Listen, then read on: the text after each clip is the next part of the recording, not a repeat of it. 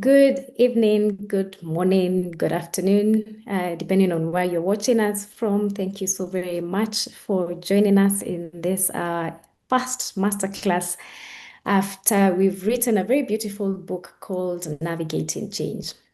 It's a book that was written by 9 incredible women about their own experiences on how to navigate change, why we all struggle with change, and what we need to do about it for us to all be able to move forward.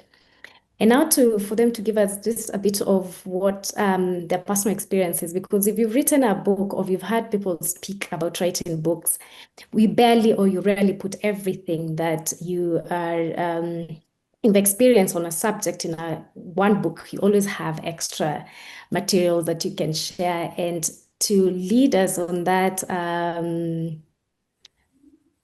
share what they've learned and what they didn't have actually a chance to put in the book. I am co-hosting this masterclass with my two beautiful and amazing women from the book. I will start with Polet Juma. Polet Juma, please go ahead and introduce yourself. Thank you, Evelyne. Good evening, all. My name is Polet Juma, as has been mentioned. I'm an accountant by background, but also an execution enthusiast. I love when things work, so I love working. And today, during this masterclass, I hope to be able to just share my thoughts as well as my experience as far as executing change is concerned. So looking forward to the session ahead.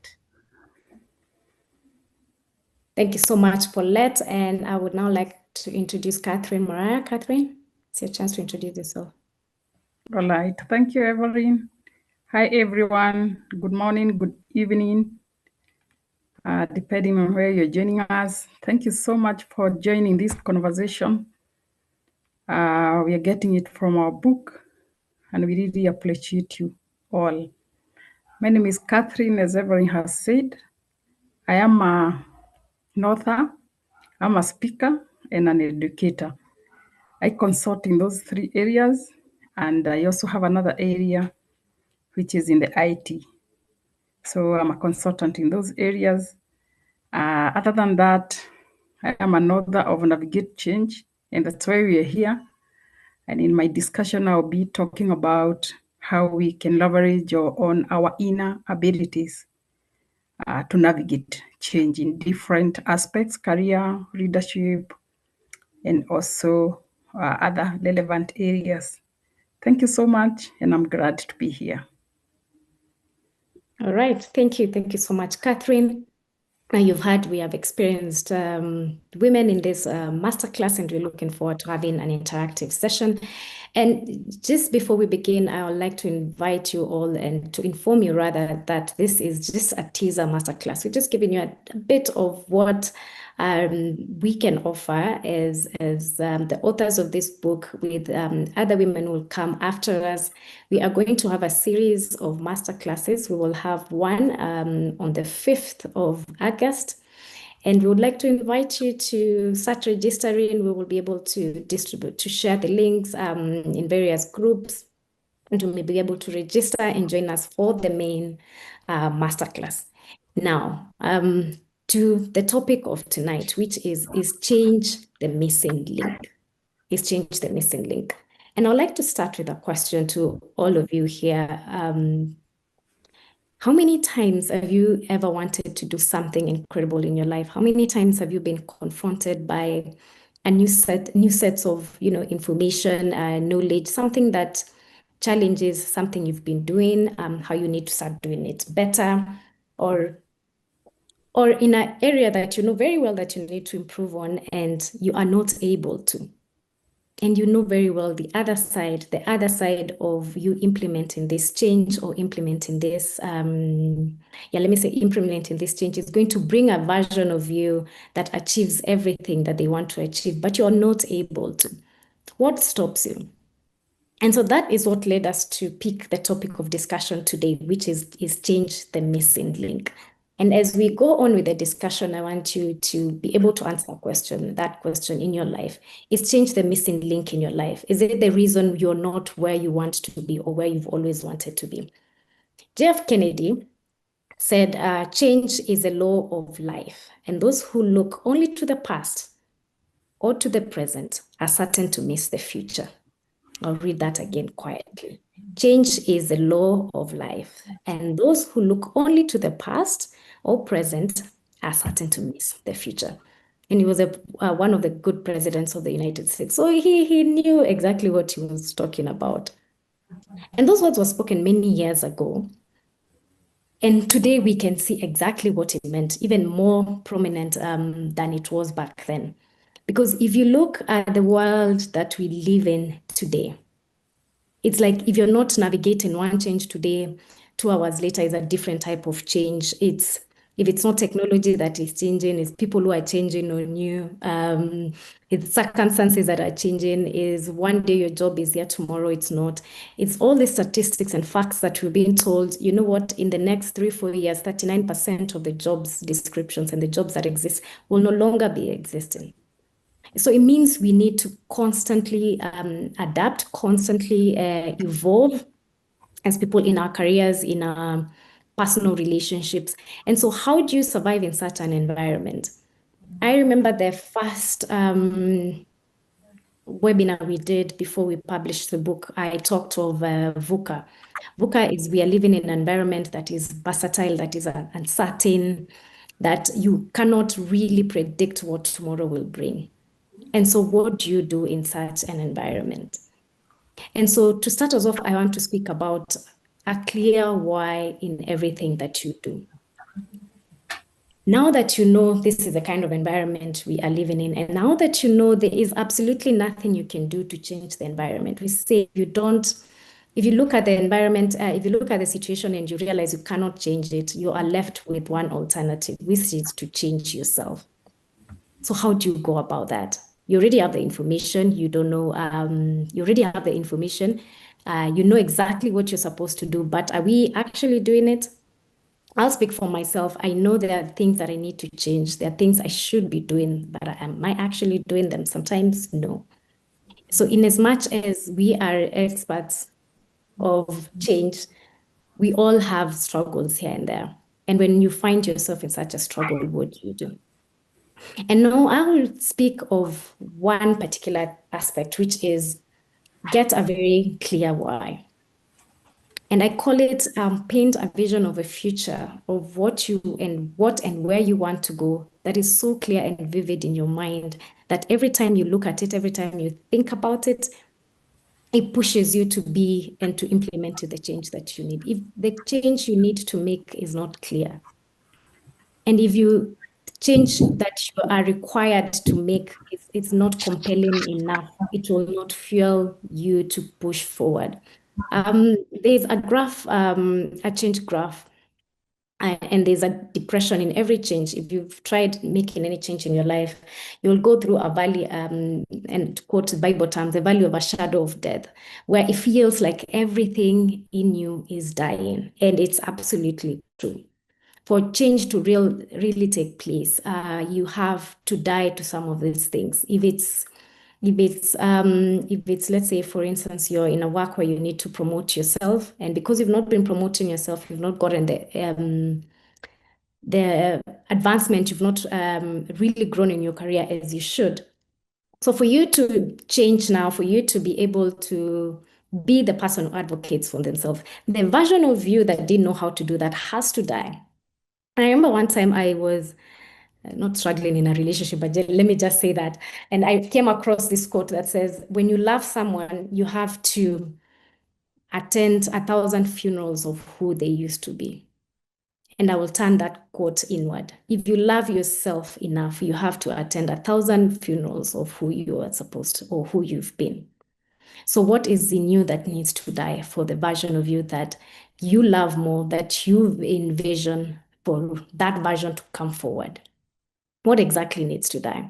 And that is where I am going to introduce Polet, who will now talk to us about how do you execute change? How do you, oh gosh, why am I struggling with this word? Operationalize change. How do you do that? How do you Now that you know you have to go through this change, now that you realize a bit and parts of you need to die for you to be able to realize the version of yourself that needs to come forth, how do you do that? When you find yourself in that valley of shadow of death and you have a vision that is pulling you forward, how do you go about it? And on that note, I'll invite Polet. Polet, take us through that. Thank you.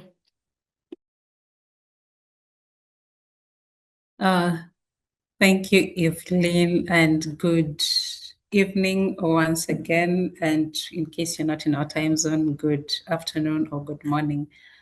If you can just allow me, I'll just use just a couple of slides to just guide the discussion and the sharing that I'm about to share today.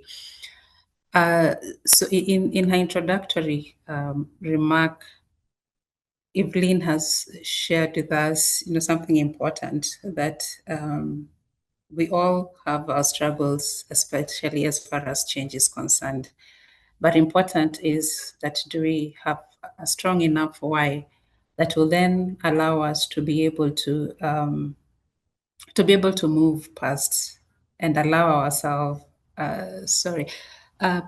Evelyne, the share button is disabled, so if you can assist from your side. So how is it that we are able to go through the different deaths that need to happen before we are able to move forward? And so in thinking about what is it that we are going to discuss today and what is it that we are going to share through this, like I mentioned earlier in the introduction, is I am passionate about making things happen. I'm passionate about operations and passionate about execution.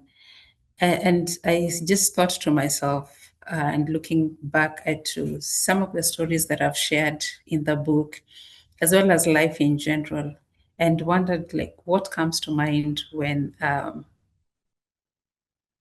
change happens. And I don't know what we feel, and probably we can engage each other on the chat. Like what do you feel when change happens to us? Maybe one or two people, as I see if I'm able to share my screen on this side.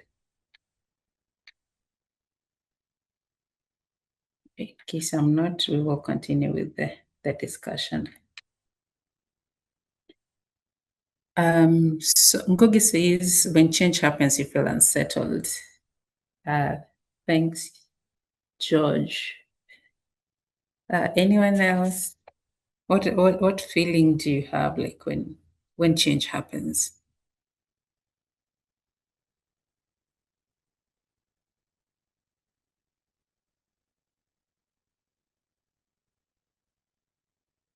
I mean, there's generally, thank you. LBC says that there is anxiety when change happens.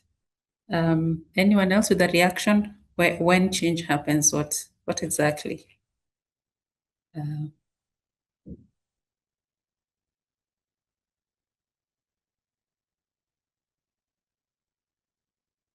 So I think for me, there is discomfort, Doreen, there's disruption, there's confusion, there's despair.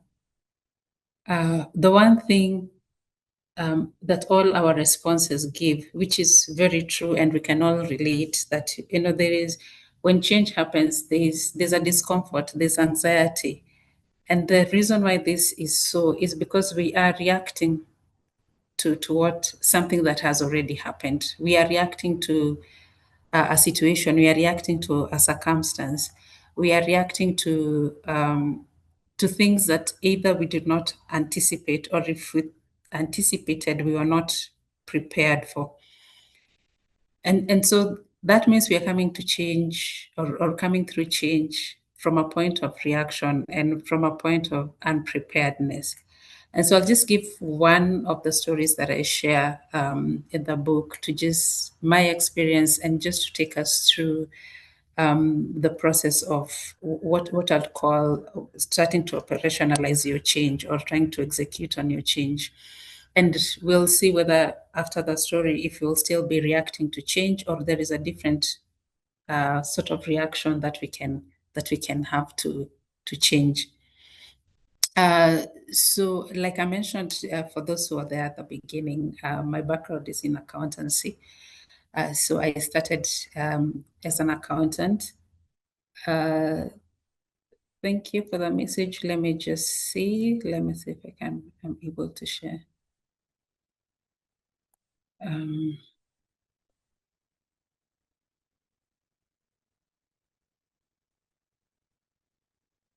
Okay, it will appear still unable to share from my end. So I have been mainly in the nonprofit sector, although that's not where I started, but at some point in my working life, I found myself in the nonprofit sector, which is where I've spent quite a bit of my working life. And I'd been with this organization for quite a while. You'll probably know it if you check my LinkedIn or if you ever had a copy of my CV. And I'd been there for a while, a very wonderful organization, which I'd recommend to anyone who's looking to work there.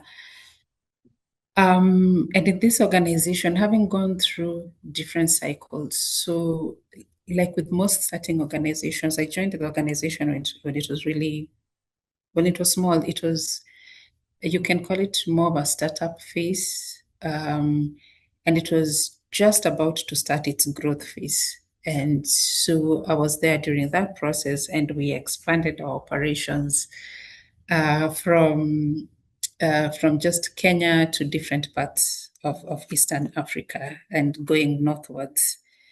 And so during that period, there was really a lot of growth for me. So it was an excellent time for me being with the organization. Just moving from doing some very simple bookkeeping work, accounting work, to supporting different aspects of operation in the organization. And like with all things, you grow and you feel that you have outgrown where you are. But then, like the struggle that Evelyne mentioned is, so what next? What do I do? And of course, the thing we have when we are working is you're looking for the next opportunity. You want to go to the next job. So there I was, where I want to go to the next job. And so what I did is half-heartedly, I must say, started applying. You know, you sort of have both feet in the same place, but at the same time, you're looking towards getting something else. And started talking to people. I've been very fortunate to have very good leaders and good managers. So talking to them, like, this is what I feel about my career. I think there's opportunity for me to grow. And the more and more that I said it, and the more that I tried to sort of move forward, I just realized that I wasn't ready. And that realization just made me stop what I was doing. It's not that I wasn't ready to take another risk, or I wasn't ready to take another job or a higher job. It's just that the whole process, I'd not looked at it. It was more of, I feel I can do more. I need an opportunity to do more, and not here, probably do it somewhere else. And I remember talking to my then manager, and she was a very good lady, and she convinced me to stay on. We were around the time when we were changing the constitution, so like, and very many interesting things will come with devolution and all, and so I stayed. So when I stayed, the interesting thing is I stayed, and after that conversation, because we were working so well, that never occurred to me that she was also thinking of leaving. About a year or so, she left the organization. I was like, gosh, we talked, and this was so promising, so interesting work coming ahead, and and this person has left. So like, she probably, even as we spoke, she probably was more prepared than I was. So what I did is then started again, because normally when time comes for you to move to the next level, the feeling does not just disappear. You might suppress it, but it doesn't disappear. So what I did is now got more intentional. I looked at like all the options, the way you just do a scenario plan, like, okay, if I leave today, I might leave today, get somewhere else, be there, find that it's not a good fit for me, or I'm not a good fit for them, in which case everything goes down. That's option one. And the second option is it might go really well and everything proceeds from there, and the rest is history. And then option three is I might go, but then regret it. But now, working with the worst case scenario, I intentionally just put aside making sure that my finances are in order, like literally planning to make sure that oh, I have, sorry, there's a device. My apologies. Celine is chatting me on the side. I have another device that is still on. I was trying to avoid using the same one that has the camera on. Yes, so I did a plan. The debts that I had, I cleared my SACCO debt. Basically, the loan that I had, I just wrote it off against what were the savings that I had, enlisted support, and was able to top up whatever it is that was remaining, and that was done. I calculated how much, that time we were not being given pension, but I had saved on a side pension, meaning I could withdraw it. So I had my minimum that I needed, and I put it there on the side, and I knew this is how much I had, and went back to school and went for my master's and started doing my master's. So all this, I was very intentional in the sense that next time I tell myself that I need a change, then I should be ready for that change. So to cut the long story short, is after all this had been done, I had graduated. 2 years, about a year and a half, close to 2 years after that, an opportunity came. And this opportunity meant that I had to leave. Then I was in Nairobi, that I had to leave Nairobi and go work outside of Nairobi. But all these things that were there in place, it was made it so easy for me because it was a huge change. My kids were very small at that time. And my partner was in and out in terms of the work that he was doing, traveling a lot. So I was basically the parent who was at home. So most of that time. But because I was ready this time, I remember being called and immediately just telling them, yes, I'm ready for the opportunity. There was almost headhunting. So like, I'm ready for the opportunity. So like, okay, then you can do the interview. Your profile meets what they're looking for. And I did the interview and got it and was able to move. From then on, of course, my career took a different turn, and I appreciate everything that happened all through. Let me pause this, try and see if I can now be able to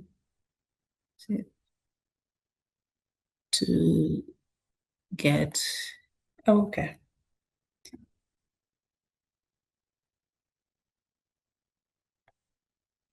I believe we should be good now. Yes. Yes, so up to that point, I was able to take the change immediately. And if you allow me to just take a step back, we were asking ourselves, what happens, what comes to our mind when change happens? And in this case, it was whatever it is that we are doing is more reactionary. So we feel anxiety, we feel discomfort, and it was more because it was not something that we had prepared or something that we had set to do. And so that is my one change story. There are several, and I invite you to, if you haven't read the book, to please get a copy and read the book. And you will not just find my stories, but you'll find Evelyne's, Catherine's, and all the others, other 8 authors who are part of this wonderful change story. So then a pause from seeing how we react to change. What then makes it a little bit different when we actually make change happen? I say in my part that in this particular instance, I made change happen. So, but when the opportunity came, it was not a shock. It was not a discomfort. It was, how do I align all these preparations that I've done to be able to meet this change or to meet this opportunity? And so the question is, what would happen if you were to make the change instead of letting change happen? What would happen if we were to make the change? And for me, by making the change, making all this preparation, I was more in control during that time. So when the opportunity came, and here is the opportunity, here is what is required, you will have to move. That time we were still fully in office. It was pre-COVID. So I was fully in control of the different variables that would have affected my decision at that time. So I was able to make a long-term decision because I was already prepared. The challenge with when we react to change is most of the decisions that we'll make are probably knee-jerk. They're more short-term because what you want to do is you want to mitigate, you want to try and see that the change is managed in a quick and effective way. So it loses also the intentionality. So for me, I was very intentional, even though I did not say that I want a job outside of Nairobi. When a job outside of Nairobi came, I was ready to take the opportunity. I was ready to organize everything around me to be able to take advantage of this opportunity. Then the impact that it's created because of this plan that was already there in place. From then on, because I saw that it now worked, from then on, I was more intentional and more thoughtful in terms of what change do I want next and how do I want it to look like. So, for example, there are things that we know that we are normally told, like for women, that when you're pregnant, after 9 months, something is going to happen. So in my life, for example, there are things that I know that can happen or will happen or should happen at a specific time. Then what do? I have now a blueprint. I have a fallback tool to be able to go back to and say, this is how I've been able to look through previous changes and be able to manage them and be able to execute. When the time came for the execution to happen, then I was able to execute on time.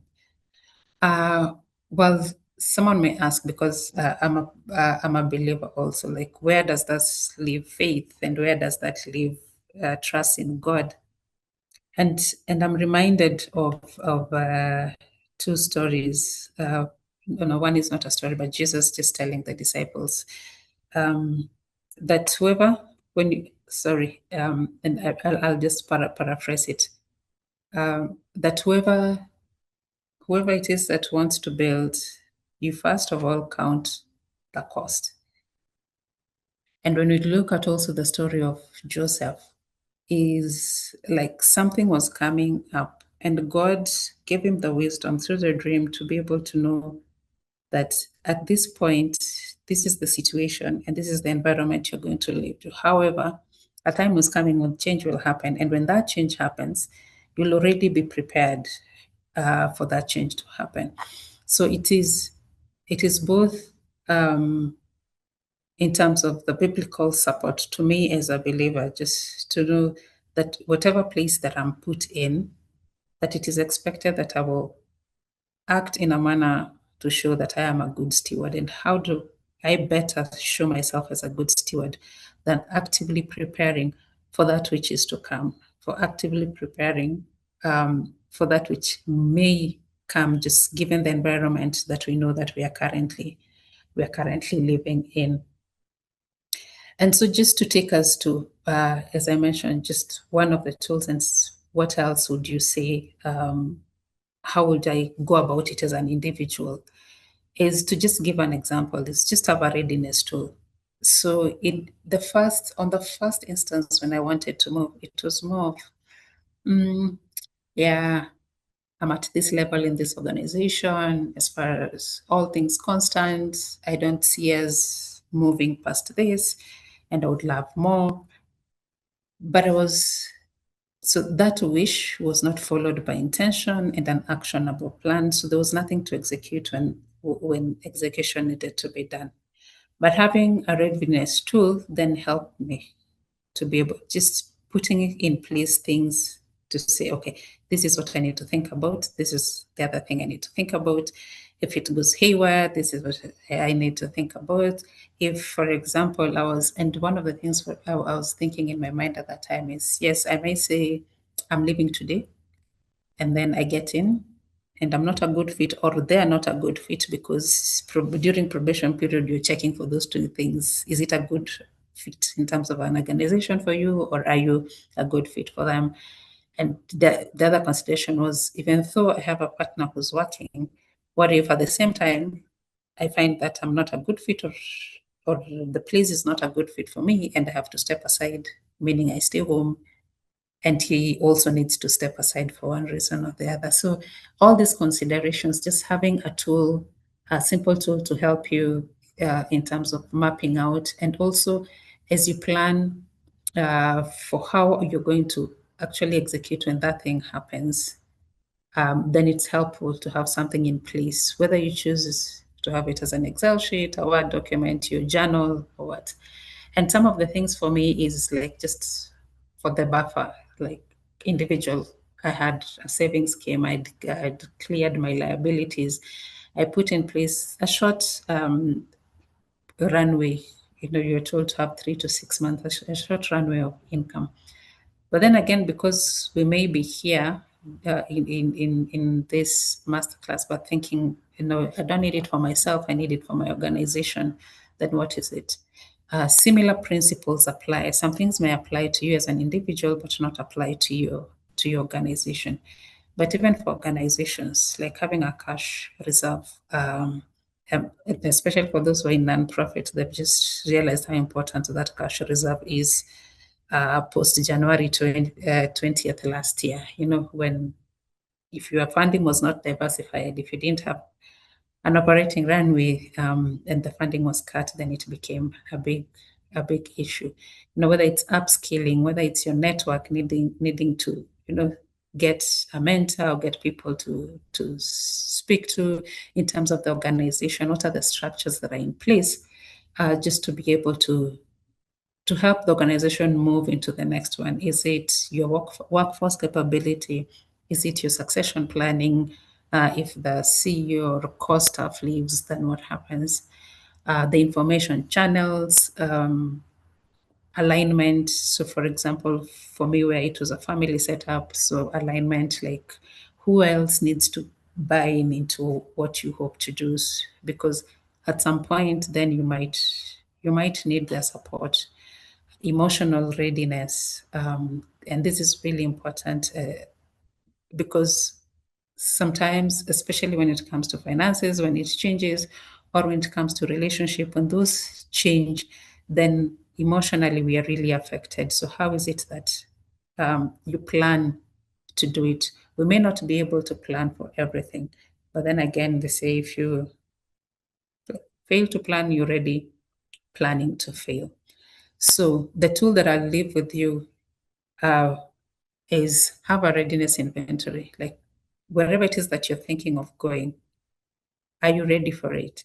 And if you're not ready for it, then you'll be able to start thinking, what other plans do I need to put in place for me to be ready for it? And as we move again, hopefully in the coming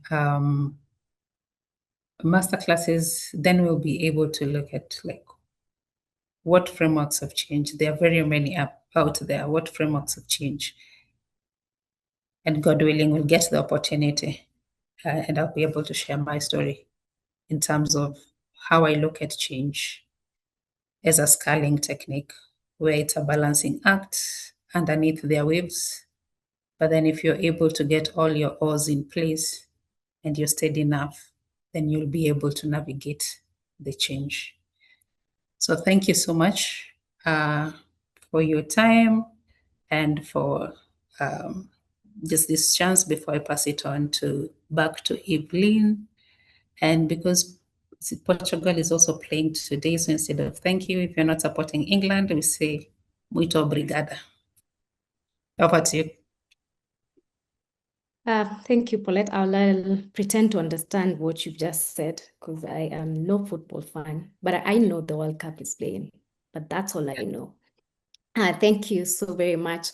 What Paulette has explained, in my opinion, is she has answered the question that change will indeed happen, but are you prepared to navigate it? And she has talked about a few things. Let me highlight. She's mentioned that you have to be prepared. You have to be prepared for the change that is coming. You have to be intentional about it. You have to adapt. You have to, and I loved this one, organize things around you. But my biggest key takeaway from her is what change do I want to happen next? And how do I want it to look like?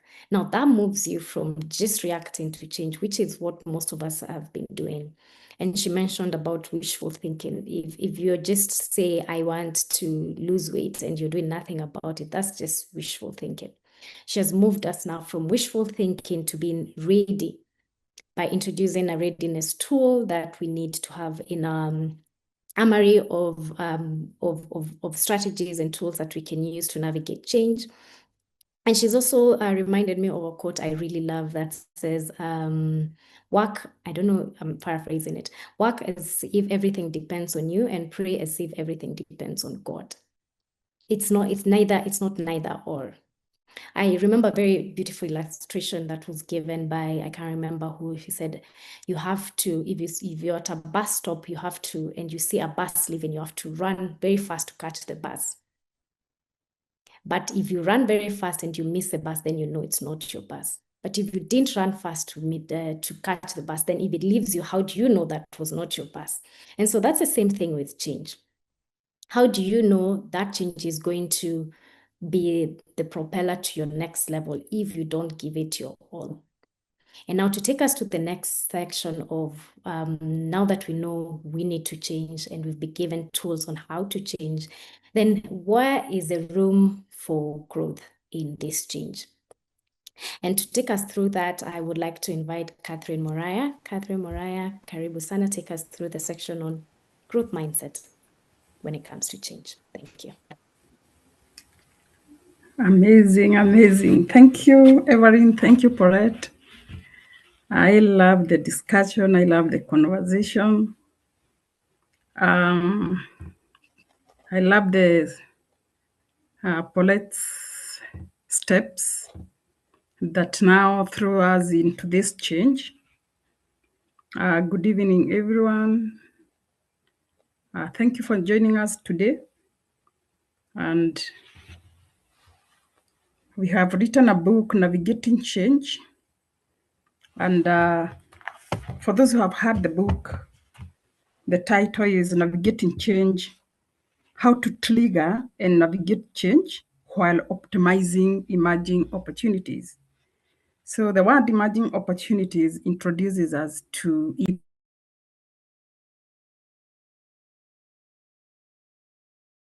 Catherine, you're on mute. You've muted.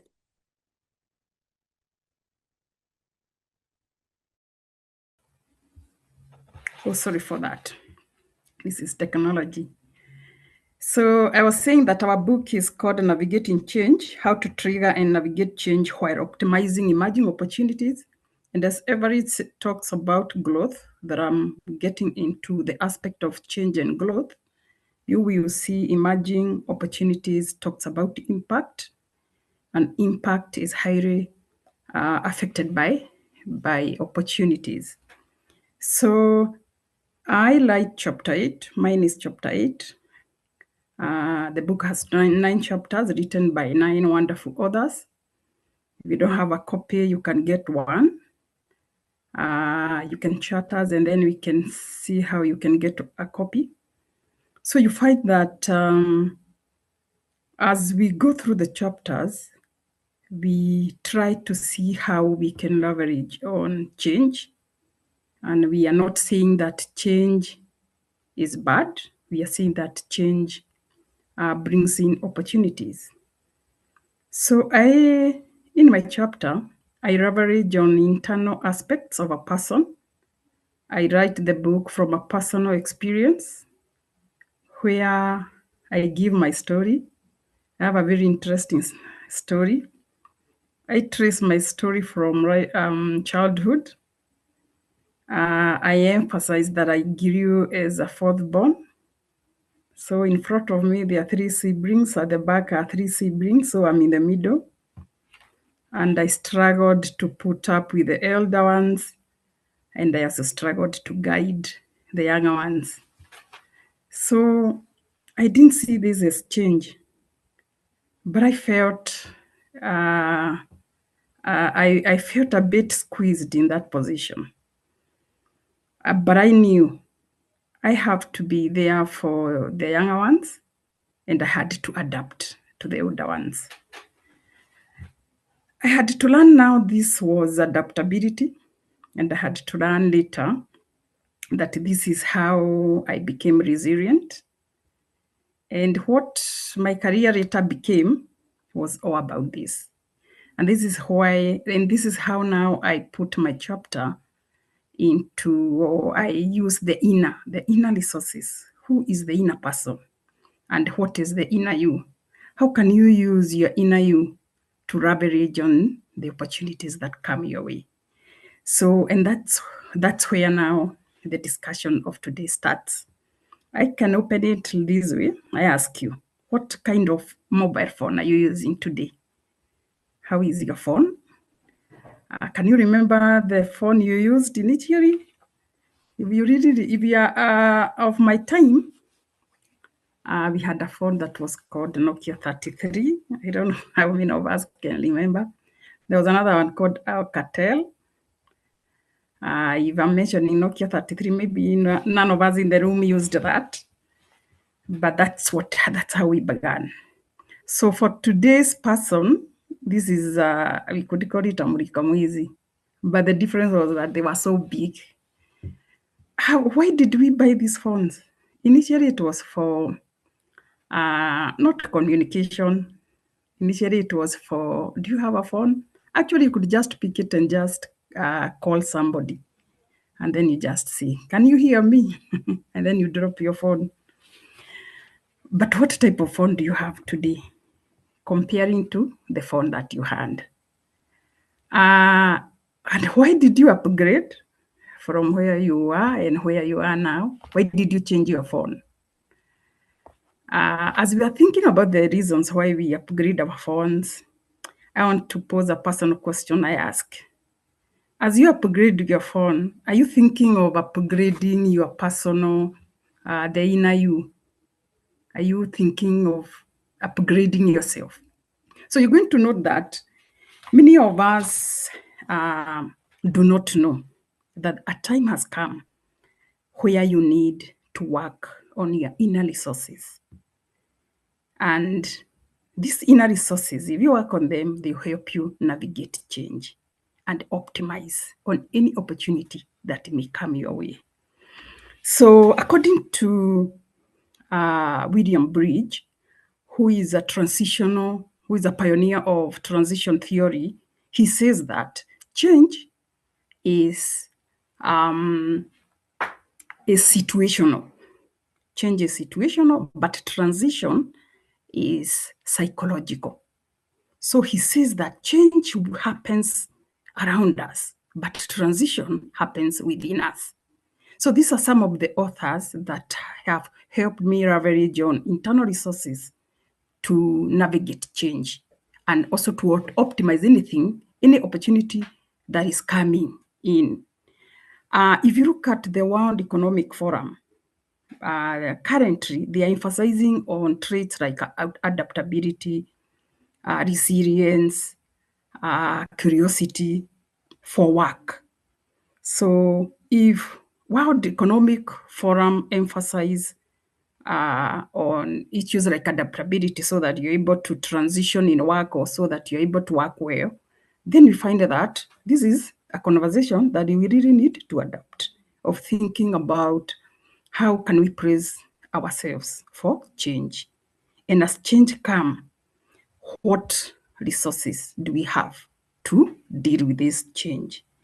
So as I look at the insights from these two and other authors that I was reading about, I asked myself, how comes there are some people who are able to thrive change? You know, even you among your friends, if you ask yourself, do you have some of your friends whom you find that they really thrive change well? So if like they change their jobs, they are comfortable. They move out of Kenya, they are comfortable. You'll never hear them complain. But you find that there's another group of persons that that change really happen or really do them bad. So every time they are complaining, actually others even get depressed because of change. So you ask yourself, how comes there are those who are able to go through the change well, and how comes the others who are really overwhelmed by change? So my answer lies in the inner resources that we have. And what are these inner resources that we have, or the inner resources that are within us? So I identify the inner resources as the strength that you have, the values that you have, the character that you have, the experience. So I experience life in my home as a middle child. I have younger siblings and I have older siblings. I experience life in our home from very strict parents. And the stricter parent is, the more the children have fear, the more the authority is felt, the more the home feels tight. So at such instance, are these children really using up their strength? How is their character? Are the characters of these children limited? Or are their capabilities limited? Or are their strength hidden by this strictness? And I see that if you're growing up in such a family like the one I grew up, how did I have values? What were my values? Or what did I value most? What were my strengths? What were my capabilities? Did my capabilities help me in any way?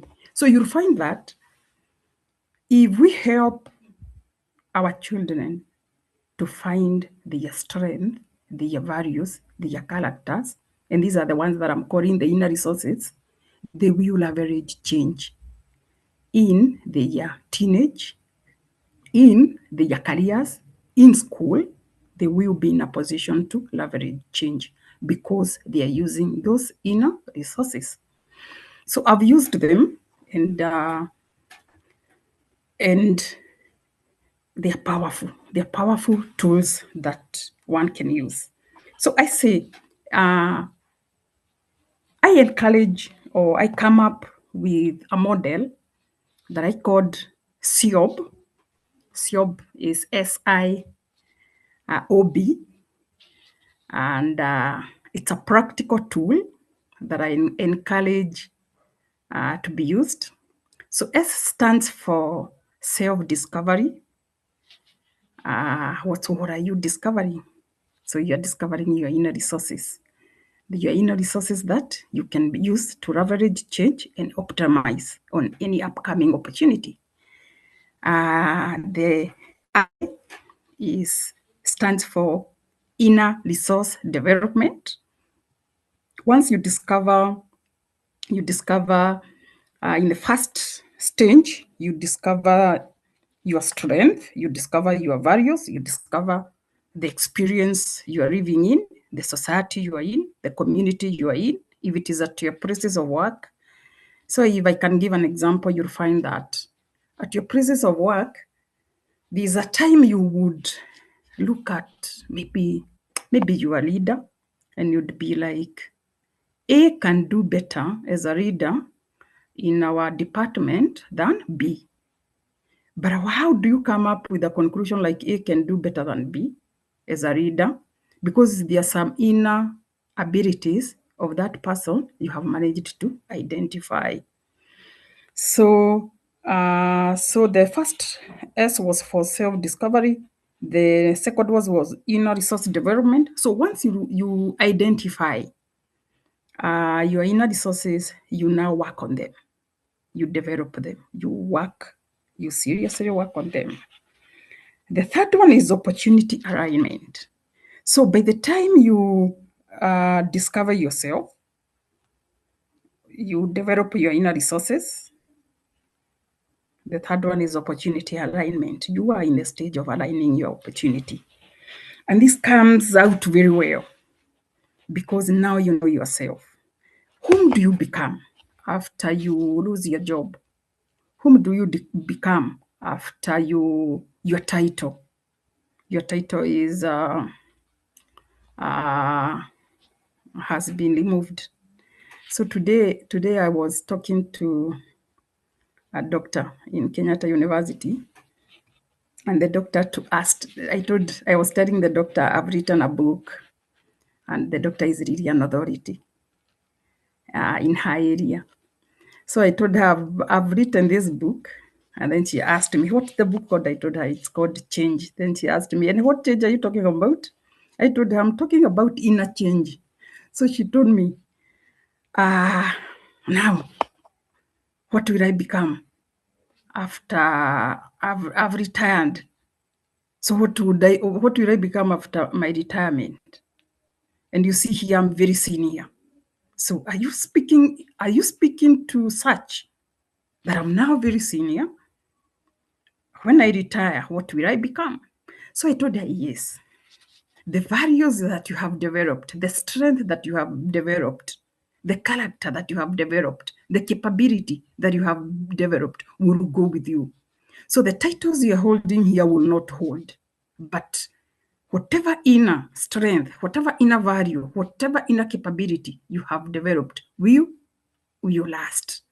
And if there's anything you will do after your retirement, these are the resources that will remain. And that is the stage of opportunity alignment. So if you find that people talk about hustle, have you ever thought why Kenyans are like, hii ni hustle yangu, ati mimi naenda kuhustle? I don't know whether you've really thought, I was thinking about this hustle thing. And I saw that the hustle thing is about resilience. Somebody is so resilient that they say, I can hustle. Because hustle has so much to do with resilience. Resilience has to do so much with developing your inner self. It is it is an inner resource trait, which I am now encouraging people to develop, to thrive, any change that may come, to thrive in your careers, to thrive in leadership.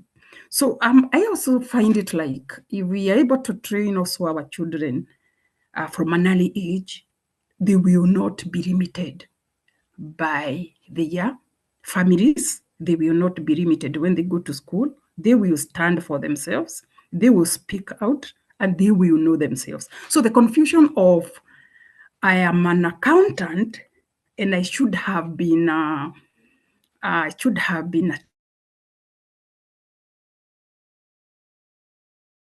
these children from an early age using the SIOB framework would have identified themselves and they will know their niche. So after the opportunity alignment, the final thing is you become.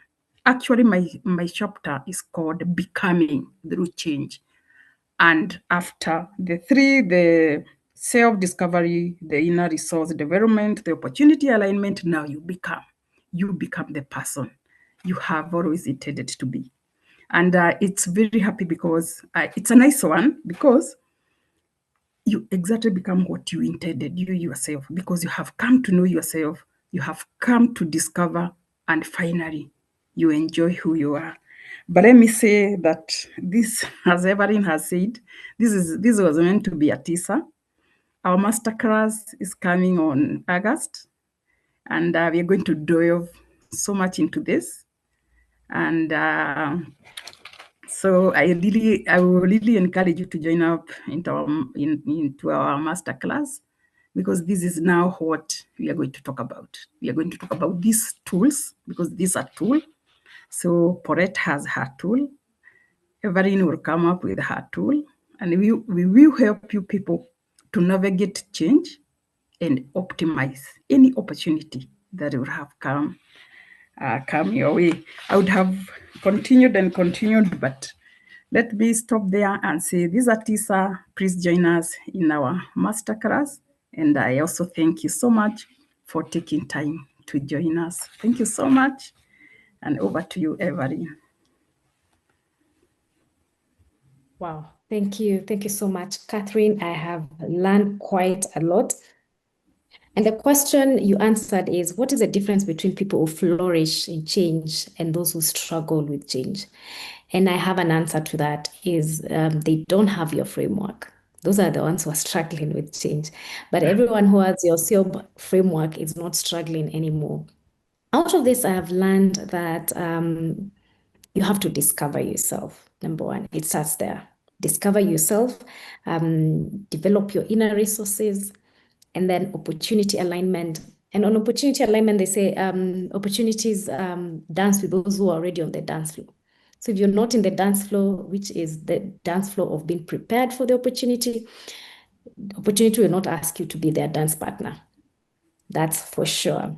And you've delved in a bit on inner strength when talked about opportunities. And there's something that you've touched on that is very passionate for me, that we always, if you talk to parents, you will hear them saying, oh, I want to leave a house for my children. I want to leave this and this for my children.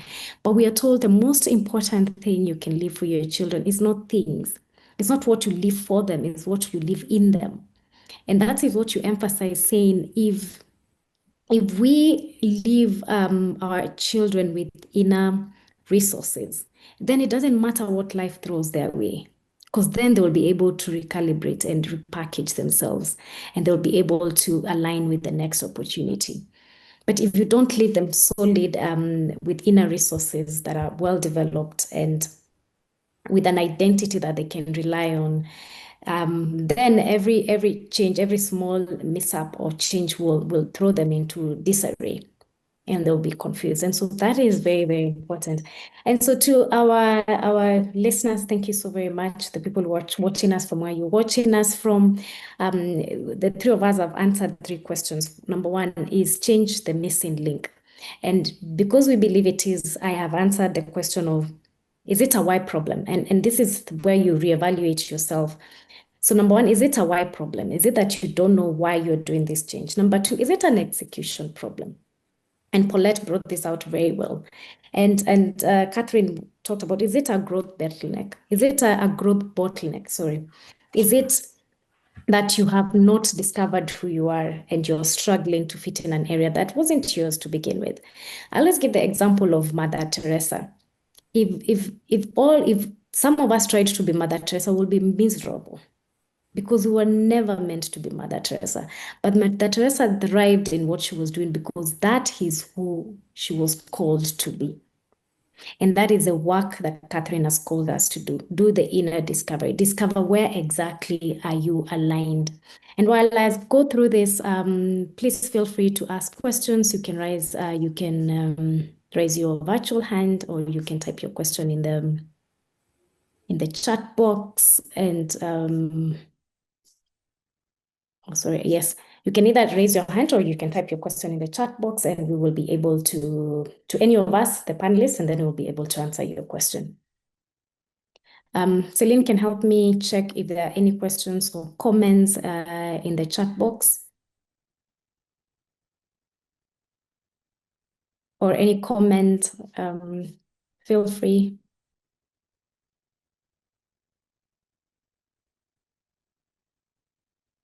Thank you so much, Julia. While we wait for the questions and for Celine to check, yes, what is your problem? What is not rather change is a missing link. We've concluded that, but then what part of change are you struggling with? And what key takeaway have you taken from our discussion today that is going to help you be able to move you forward to become the version of yourself that Catherine described, the becoming part of you that is well aligned to the opportunities, that is self-aware, that is developed inner resources, that is resilient enough to push through anyhow to get to a defined why. Celine, any questions or anyone who has raised their hand?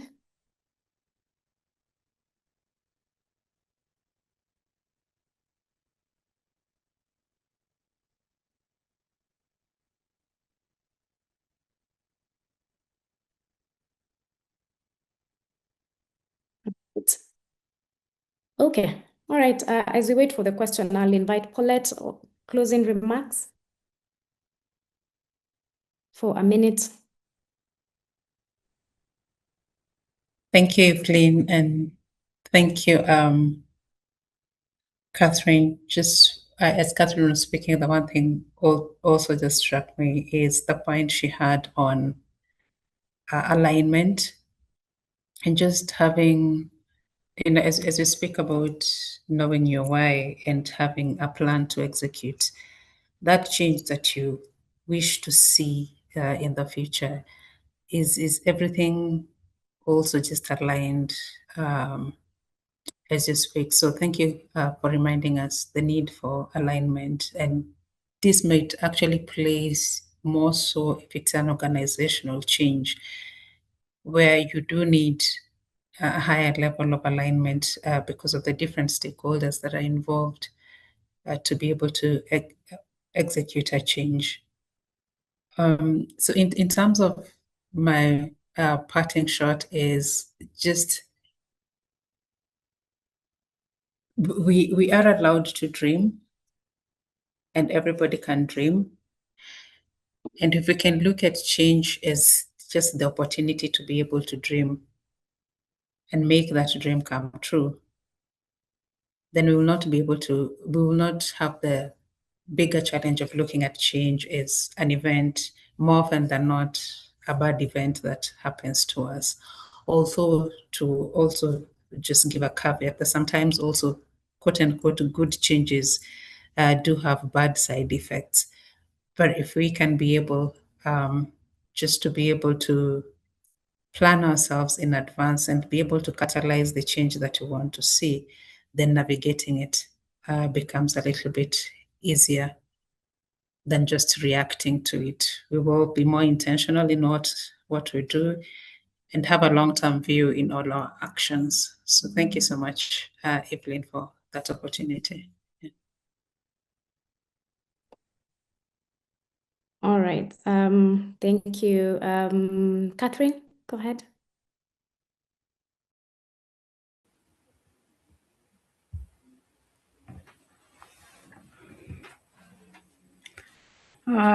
All right. I see a question. I can refer to the question that I see on the chat. So the question reads, what habits have helped you all, so the three of us, personally remain resilient during major life changes? So there's the question that is being thrown to us, what habits have helped us to remain resilient? So I could answer from my end. The habit that has helped me remain resilient are the values that I've acquired through my journey. I trace my journey from childhood adulthood. Actually, I read my book from childhood. I go to primary school. I go to secondary school, university. Primary school, I was taken to boarding school at an early age. I'm not in the early year. I'm not young, so you can imagine boarding those time. Secondary school wasn't much because I had already been in a boarding school. So resilient comes as resilient comes as I experience life and as I develop a value. And this value has remained me throughout. So it goes value and experience. So experience a situation, and this situation is what William Bridge calls change. And that this situation, how now do you transition this situation? You transition it now using that value that you gained. The value may be integrity. The value may be honesty. So, but you develop it according to your situation or the environment that you're in. So you're in boarding school, coming from home. You were in a very comfortable home. Food was ready. There were no limitations in the environment. But you are taken into such an environment at a young age. What do? And you have come from a very strict family where the parent just looks at you and you have to obey. You have, an OCS kind of like a parent, because I used to like, and now today I see them in that very strict way. So the habits that makes us resilient are what we gain. And for me, these are the values, and they are dictated by the experience. And actually, this is what we are calling change. So we are able now to transition because we have identified our identities and we know who we are. So I'm answering for myself, and I'm also answering for my other two colleagues because we've written this book together. But my part in short on that, LBC, I hope I've answered your question. I would encourage all of us, discover, develop, and leverage on your inner resources. So first of all, discover them and then develop them, work on them, and then leverage on those resources. These are, if you look at how the CBC is, it talks so much of what can the child do? What can a child do? So a child can start from discovering themselves and developing themselves, and then leveraging on that to pass their education. So my parting shot is discover, develop, and leverage on your inner resources. Thank you so much. All right. Thank you, Evelyne. Thank you so much, Catherine. Polet, would you like to answer that question in a minute? Thank you, LBC. I'll also invite you to read the book also, and you'll see what has helped. But for me, one of the things that has helped, and which I was sharing through this session, was I'm a deliberate planner. I do like planning things out, and not afraid to think of different scenarios. So more often than not, when we plan, we just plan to have it all together. But I've cultivated a deliberate habit of being able to look at things both on the negative and on the positive side, like what might go wrong, and assume that that thing may actually go wrong. So it's one habit is, yes, I like planning, and you're welcome to read the book and just see some of the areas that I'm sharing. But as I shared, even for the opportunity, the specific example that I gave earlier is when I realized I wasn't ready to change jobs, even though I wished I had changed, I went back and really planned for it. So again, there are various other factors that come into play, which hopefully, if we had more time next time, we may be able to discuss. Yeah, but one major one is I am a planner. Yeah.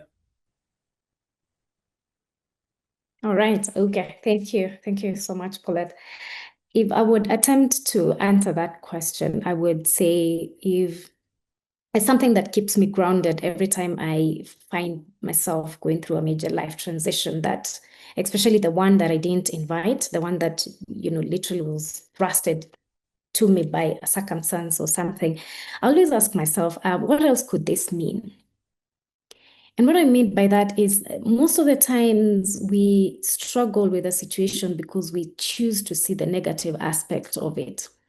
Yes, the situation is bad. And I'll give an example of Joseph in the Bible. Joseph would have sat there and decided, you know what, being sold by my brothers to Egypt is bad. It's really bad. But he remembered who he was, he remembered his God, and still went there and served him. And so there are situations in life that look catastrophic, but they are the same situations that will elevate us to the next level. So my first question is, in as much as when I'm trying to focus on the negative, I ask myself, what else could this mean? What else could this be training for?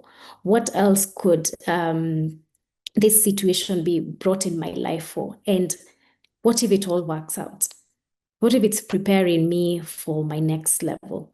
And this is probably the only way or the fastest way I would learn the lessons that I need to learn to apply in my next level. And so sometimes change your perspective, change your vantage point, zoom out really. And because there's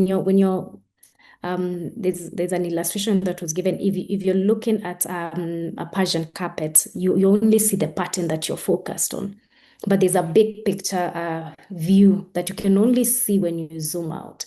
So zoom out as out as you could be and look at this situation from an observer point of view. Yeah, like sit yourself down and observe yourself and see. Ask yourself these questions. Try and be very positive about the situation, no matter how negative it is, and you will be surprised. If you look at, I love reading people's stories and bios. Most of the people who've made it in life have gone through traumatic events. But what differentiated them from the people who despaired and gave up in life is their perspective of the situation. Their perspective of the situation changed everything, and they were able to look at it and say, you know what, this is the best you can do. Life, bring it on. I'm going to handle it. Yeah, sometimes you have to, when the demons are chasing you, you have to, turn back and face them and tell them, let's iron this out once and for all. And so try that, see how it works out. And of course, my one of the biggest recommendation is I always say pray. Pray, pray, pray, pray, because you may not know what the situation is all about, but there's someone who knows. God knows. He created you. He knows your tomorrow. He knows what tomorrow will bring, and is able to guide you today to lead you to the tomorrow that He has prepared for you. And so on that note, any other question?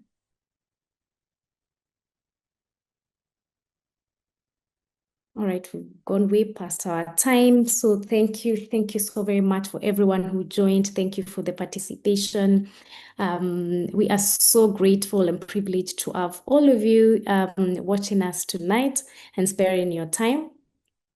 And I would like to invite you again to our masterclass that will be on the 25th August.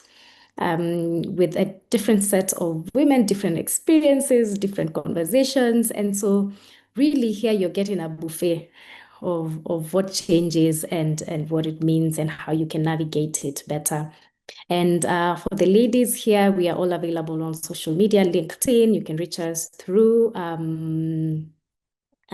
the social media accounts, handles with our names. There's Polet Juma, Catherine Muraya, and myself, Evelyne Koki, or through our publisher, Zion Pearl Publishers. And on that note, I'd like to invite Mr. Dosso, Zion Pearl. Do you have a word to say before we close this session? Well, thank you so very much, Evelyne. That is excellent, together with the ladies, of course. It's been nice listening to the conversation and the insights that you're all sharing. And even if I didn't say it, there are lots of comments that are coming in the comment section.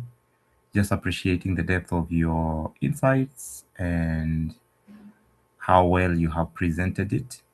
We like the way you know what you know and how you're talking about it. So from my end, I'm just so much impressed, and I'm proud of all of you. Thank you so much for putting up such an excellent class. Anybody who was serious in the session has collected lots and lots of insights. Congratulations once again, and thank you so very much. Back to you, Evelyne. Thank you so much, Mr. Dosso. And that is our Able Publishers, our own PAL publishers. If you're thinking you have an idea of a book, you don't know how to make that dream come true, they're the people to reach out to. They'll be able to help you through the process of refining your idea and writing your book and finally seeing your book published. And to my other amazing co-authors, thank you so very much for your support. We are grateful and we look forward to the next session. My panelists here, Polet, Catherine, it's been a pleasure listening to all your wisdom and all your nuggets. I have learned quite a lot myself as well. And of course, to our background technician and she's our everything. Celine, thank you. We appreciate you so much. Thank you for all that you do for us. May God bless you. And on that note, I would like to end the evening and say you can always reach to all of us, to the publishers for the book. It's really, here you've gotten, it's not even a 1%, a 0.01% of the nuggets and the wisdom that is in that book. And you can imagine you're getting one topic, navigating change, being discussed from 9 different perspectives and viewpoints. It's such a rich book. I will advise everyone to go out and get it, and you will not regret it.